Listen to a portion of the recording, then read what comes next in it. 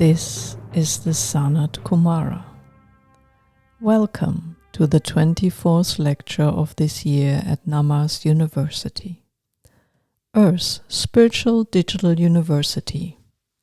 The place and community that grows you into fully soul-guided and Shambhala-assisted human beings. Human beings able to create their life and the future of Earth according to the divine plan, together with all other beings. Today, I want to inspire you to return from your acquired free will to your divine free will. Lord Maitreya talked about free will and divine free will earlier in Lecture 10, on which I will expand from the perspective of all life and beings active on Earth. I recommend that you listen to Lecture 10 once more before or after you've heard what I have to say to you today. Free will means you are free to think, feel, and do as you please.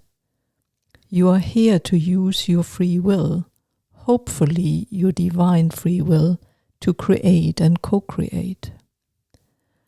Free will, as well as divine free will, is a divine law at your disposal while incarnated with an aspect of your soul on Earth. When you entered your dense physical body as a vehicle of manifestation, your divine free will got distorted and suppressed more and more.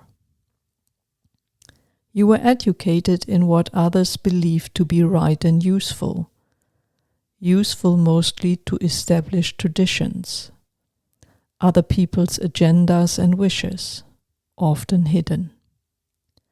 You became conditioned by the beliefs of the culture you grow up in, by their ways of seeing the world, by their ambitions and pains, suppressed desires and fears, as well as by their view of what life is all about. Your conscious and subconscious mind also got heavily manipulated by the business world, by what they want you to buy. You learned what you have to aspire in order to belong to a specific peer group. You know how this is at play, don't you? Yet it is difficult to stay alert all the time. All these direct or hidden external stimuli created the you that you know, the worldview that you take for granted, the character that you act out in daily life. In the world of today, many of you struggle with abundance issues, worldviews of separation, and superiority fantasies.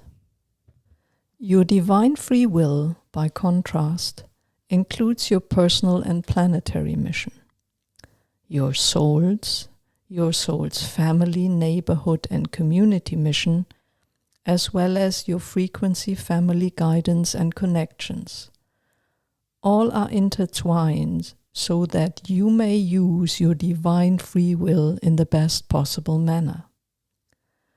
I've talked about the connectedness between your blood family and your earthly genetic ancestry, as well as your soul and frequency family during my last lecture. Listen to it again in case of need. It is divine cosmic law that we in Shambhala, in charge of the spiritual development of planet Earth, are not allowed to interfere with your free will. We can't do things for you. We can only teach and inspire you to become the complete you again and cooperate with us. We are the highest spiritual hierarchy of planet Earth, and our support comes with up-to-date lectures, stories, paintings acting as portals, and more teaching material that we work on so that you are able to reconnect with your divine free will on soul level, with your frequency family, with us. We help you to raise your consciousness, your frequency, vibrations, and energies permanently so that you can express your divine qualities again and consistently. These divine qualities are part of who you truly are, your spiritual blueprint, your essence, and all of that is needed urgently. Anything that happens to you and that you react to with anger, verbal aggression, diminishing the value of other people and life forms, or even physical aggression of any form tells you that you are carrying an inner wound, and it is that wound in combination with your ego that reacts, that expresses a free will limited to the third-dimensional worldview. By contrast, anything you perceive as a flaw in you and anything you admire that others are able to do are divine qualities inside of you that are begging you to be expressed. During your day, when you notice a response similar to those just mentioned, raise your frequency, vibration, and energy before you respond, talk, act. Call on us to calm you down and help you express your divine free will. Divine qualities create a divine experience. You are a spark of the divine sent out to know yourself in all environments and dimensions your soul may have access to as part of all creation, a creation that treats all as equal and worthy. Changing the way how you respond to life is a blissful step towards full self-realization. Your life will begin to be exceedingly meaningful to you and all other beings in all dimensions, to society, our planet, and the whole of creation.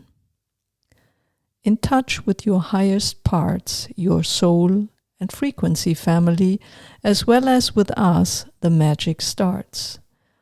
Now you can do great work together with beings in higher dimensions for the benefit of our beloved planet. Those of you who have opened up completely to and truly immersed themselves in what we are teaching at NAMAS University have made significant progress and discovered new pathways for themselves. Those who refuse to open up to their divine free will with the speed of the new energies that have come in during the 3 full moons this spring are struggling with decisions for a new perspective in life. Be gentle and patient with yourself, but firm in your daily spiritual practice. All you need we make available.